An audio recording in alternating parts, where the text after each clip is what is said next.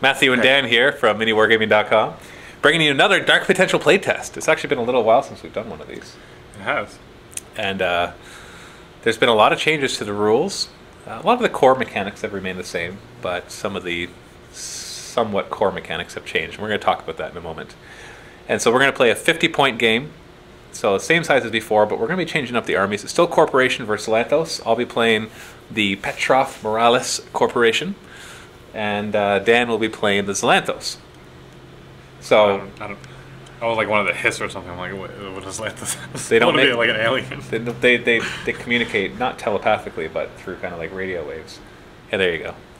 I should like add some static to the static. So like, there, he just yelled at you in Zlanthos.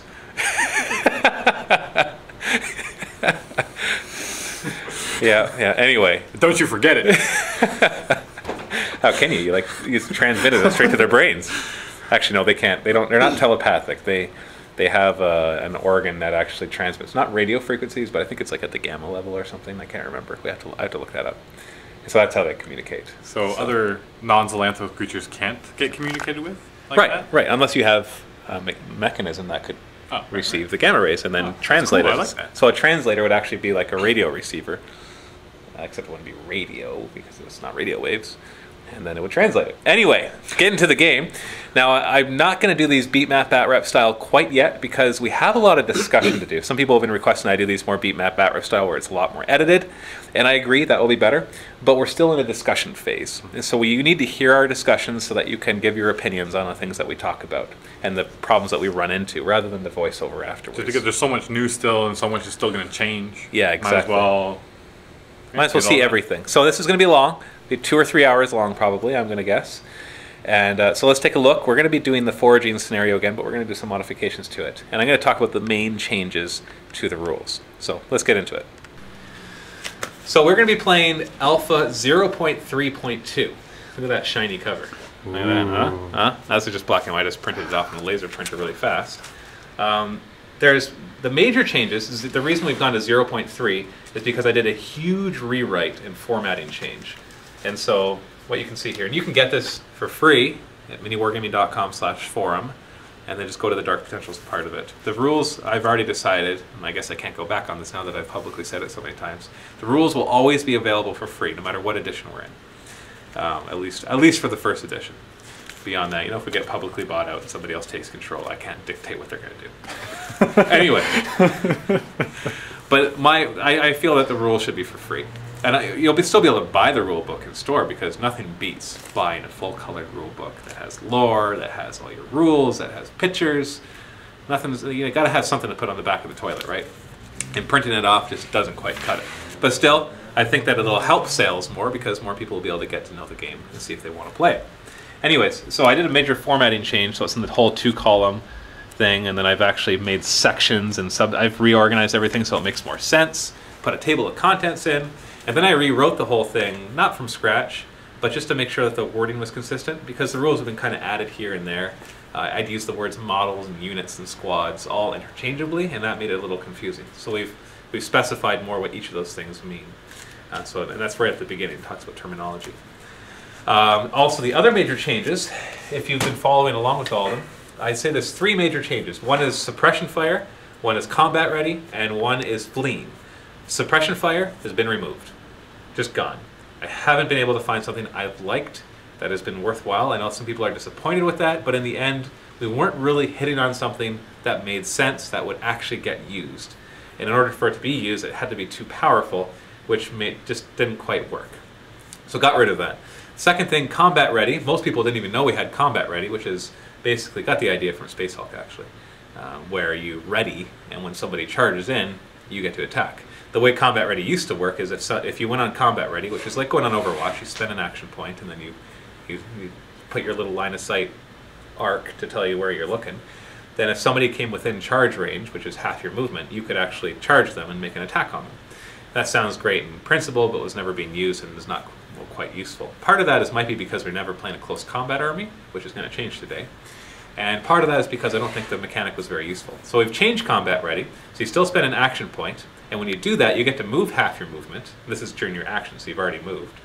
And then you don't have a 90-degree arc, you're on combat ready. And what happens is somebody comes into base contact with you, you get to strike them at the same time that they strike you.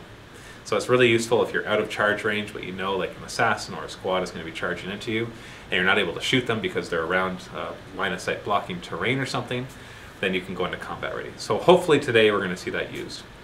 Third thing is fleeing has been changed. Wasn't liking how it was working, how you're running towards, before it was the nearest table edge and it became your own table edge. It just made wonky circumstances, I found. So now instead of fleeing, if you fail your morale test, you're broken.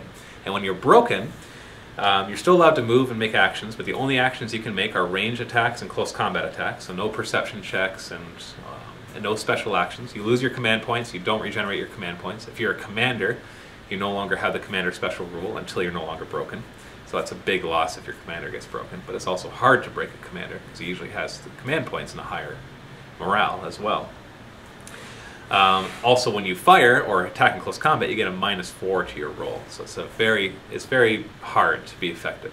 And if you move, you're not allowed to move closer to any enemy units. So it's actually possible that you can't move. If you're here and there's enemies all around, there's no way that you can move because it'll all bring you closer. So you have to just sit still. So it kind of represents people just being kind of like completely shocked or overwhelmed and not quite knowing what to do. So the idea is that it makes your unit not useless, but a whole lot less useful without them just running some random direction that doesn't make sense. Now, I guess the one thing I'm going to have to, that just came to my mind, is if they're surrounded but an AoE is dropped on them, I need to make a special rule that says they are allowed to leave a damage affecting AoE. That'd be damaging. Yeah, but you'd have to surround them and get the flame AoE on them, so it wouldn't happen very often, but I just kind of thought of that now. So I'll have to update that. That'll be 0.3.3. Okay, so that's it, I think. Now for the scenario, take a look at the table. We set up lots of terrain as usual, lots of line of sight blocking terrain. And we're doing the foraging scenario. So basically the rules are, you can give up your action. If you're a squad, the entire squad has to give up their action, and you make a perception check. If you're touching or in area terrain or a building. We've decided for the 2-story buildings that each story counts. The first and second story each count as their own. So you can forage at the bottom or at the top. For this piece of ruin, we've decided that only this little part right here counts because the rest is all open. So if you make your perception check, or your perception test, you gain a forage token. The forage token is a little token you put with the squad and they carry it with them for the rest of the game until they're destroyed or until the game is over. And for every forage token you have on you, you get -1 leadership. And that represents, you know, that they're going in, collecting stuff, but as they collect stuff, they're more likely to want to leave because they've already found some stuff. So they're more likely to break and not be happy. But they're not going to flee off the table because that effect no longer happens. And so maybe we could add it to the scenario that they're allowed to leave the table, but for now we're not going to. And then whoever has the most forage tokens at the end of the game wins. It's as simple as that. If your unit is destroyed and you had forage tokens, they get dropped, and something as an action could pick that up. So you pick up 1 forage token per action. So once a forage token is found, it's never lost from the game. Also, when you try to forage from a piece of terrain, after you finish trying to forage, whether you succeed or not, you roll a die, and on a 4+, it's just going to be a 4+ no matter what. That is, there's nothing to be found there. So if you roll a 4+, then we put a little marker on the terrain, and you can no longer forage from that piece of terrain. And then for the game to end, starting at the end of turn 4, and going to the maximum of 6 rounds, we're going to roll 2d6 and compare it to the number of forage tokens in total between the 2 armies. If we roll equal to or under the number of forage tokens, the game is over. Otherwise, it'll continue to a maximum of turn 6. So the more forage tokens that have been found, the more likely the game is to end on turn 4 or turn 5. Pretty straightforward. Anything I missed? No, I think we're good. Okay. All right, so let's take a look at the armies. So I'm going Corporation, the Petrov Morales Corporation, and Dan is going Zalanthos. And we've decided we're not going to bring every unit there is, and I've decided to go for a close combat army because we need to try that out. And the Zalanthos are going for a troop army. So all these here are agents. They're corporate agents. They're not recruits. There's no recruits in this army.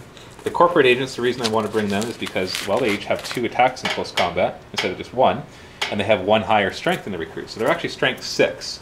in close combat, which is very strong. And they have a pretty decent close combat skill of 12, and their squads, so they get bonuses. And then back here, so we have two squads of 6 and 2 squads of 5. And then back here we have the commander. Decided to bring 2 recruits, which are the sub-commanders. So we're going to have a lot of command points. I want to see what happens to the game when all of a sudden you're allowed to bring more than one of your sub-commanders. And then we have a commando as well. I was thinking of bringing 2 of him, but I'm not sure if that would make for too much imbalance. I'm not sure if I'm going to make them allowed to have... The field allowances for this stuff, or the force organization chart, will most likely be like War Machine, where you have a field allowance, how many you're allowed to bring, and that'll be per 50 points. So I don't know if the commando will have a field allowance of 1 or maybe 2 per 50 points. We'll have to wait and see. Yeah. All right, why don't you go ahead and tell them about your army. All right, so basic army here. I was trying to remember all the names here. We got a commander, and then we just got 4 squads of shock, or just not the shock troops, just the normal soldiers. 2 squads of 6, a squad of 5, and a squad of 4. And then also an infector and a manipulator. Which one's which? Infector is this guy. All right, so that's shield. Shield. And the manipulator is your sub-commander, basically. So Yep. he's got 3 command points that he can share.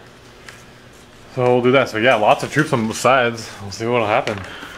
Yeah, definitely more squad-heavy game than solos. It'd be interesting to see what'll happen if somebody brings an only solo army, which you could do.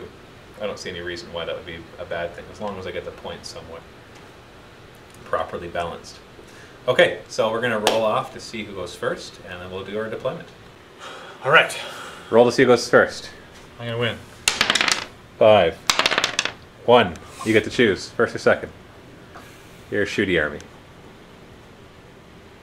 Might as well go first. Makes sense. Get in good position. All right, so go ahead and deploy. Okay. And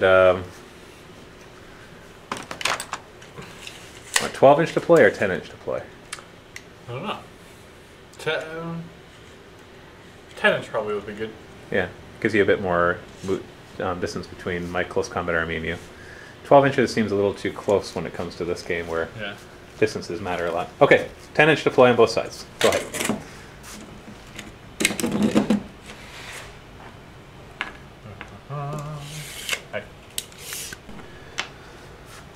All right, decided to skip actually watching them do it, because, you know, might as well edit the video down where we can. So you're all lined up here. Yep, just gonna basically make a move for cover. Drop a bunch of anti-grav mines everywhere. Try to reduce your firing, and just wait for you. Pretty straightforward. All your squads supported by commanders. Okay, I'm gonna deploy on this side. All right, on my side, we got a recruiter with a bunch of agents. Support them. We got the director. We got the stealth commando. We got a squad of agents here. Another recruiter. So we're gonna have like beefy command points on this side, with another group of agents. So 6 and 5, and 6 and 5. So they're spread out.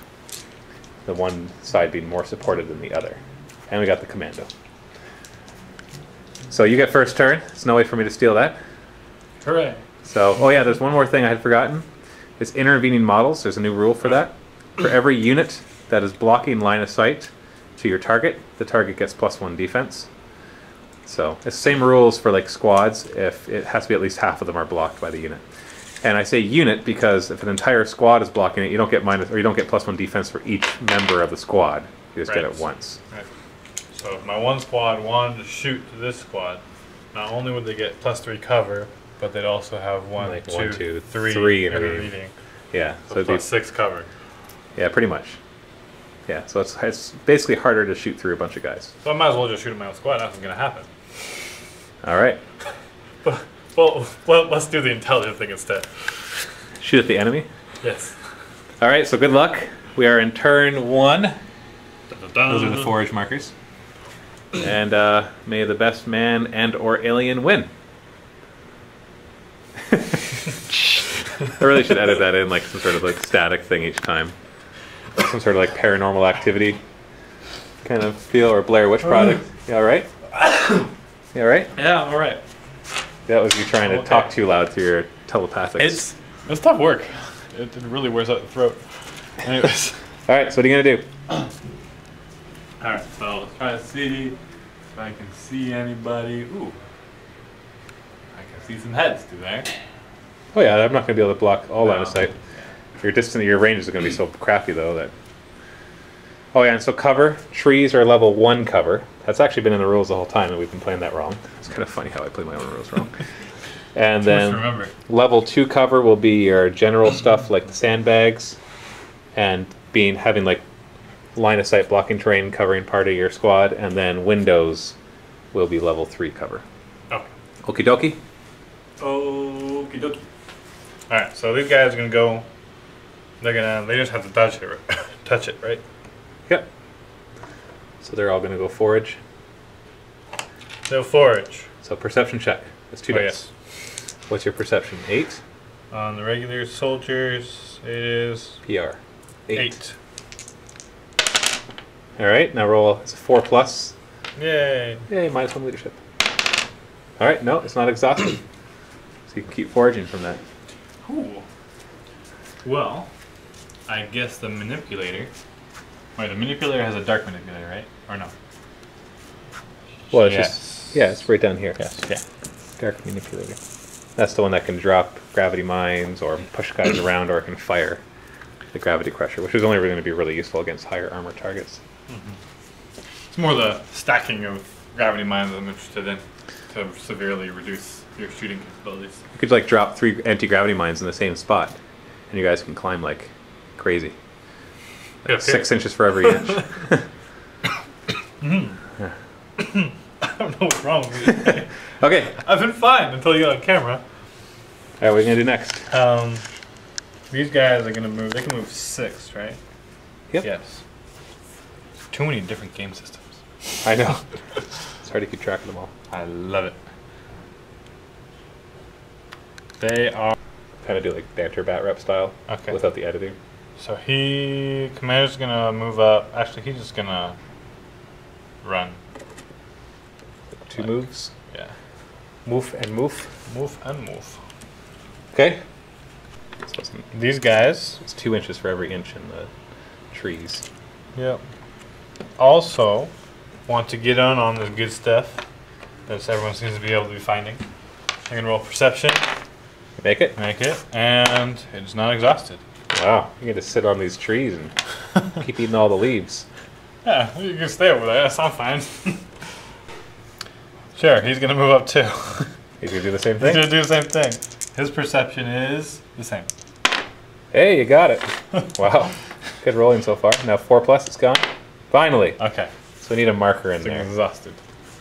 of some sort. Like a Yeah, that's right. Red dye. Red dyes are bad. These guys are moving around in the rocks. And they're gonna forage. Oh, failed. You could use the command point to re-roll it. It's okay. It's still good. Fire Infection's gonna move up. He's gonna shoot all the way through. Oh, there's a hole here somewhere. And he's gonna shoot at this guy. At the recruiter? Yeah. Alright, what's our range? That's 30, so that's range at 5. So that's 6, that's right, yeah, so. Or Yeah, it's a range 6. So it's range 5. So that would be 4. 4. And so that's Alright. -4. Got a 3 cover. So that'd be 7. And then my defense is 5. So it's 12. What's your shooting? Well, it's not that good. Infector is 14. Yeah. Hit a double 1. I got this. You got it. No, I don't. You missed. So now it scatters. This is AoE. And you were at... That's going to scatter 5d6 inches. Hey! Because you never know. for every range band... Yeah. Well, you never know. It might land on something of mine anyway. Yeah. So hold on. Where's our War Machine template? You got to find it. Okay, so distance first. Okay. Or, no, sorry. Direction first. Okay. So roll 1 die. 5. Oh. Wrong direction. Well. It's going this way. So Yeah, 5 dice. like over here. 5 dice. It's way over here somewhere. 11, 15, 21 inches. So it'll be Right like here. No, it doesn't remain in place, so. Well, that grass is very infected. It is. It's you better not go there because nothing will happen. Go ahead.